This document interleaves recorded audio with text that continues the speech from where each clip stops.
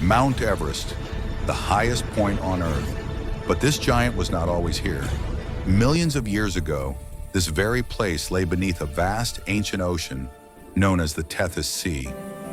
Tiny marine fossils discovered near Everest's summit prove this astonishing truth. Around 50 million years ago, the Indian tectonic plate began crashing into the Eurasian plate. Instead of sinking, the land folded and pushed upward, slowly, relentlessly, over immense spans of time. This massive collision gave birth to the Himalayan mountain range, lifting the Earth's crust higher and higher. Everest did not rise in a single moment, but through millions of years of unstoppable pressure. Even today, Mount Everest continues to grow, about 4 millimeters every year, as the tectonic plates still collide beneath our feet. Mount Everest is not just a mountain, it is the Earth's history written in stone.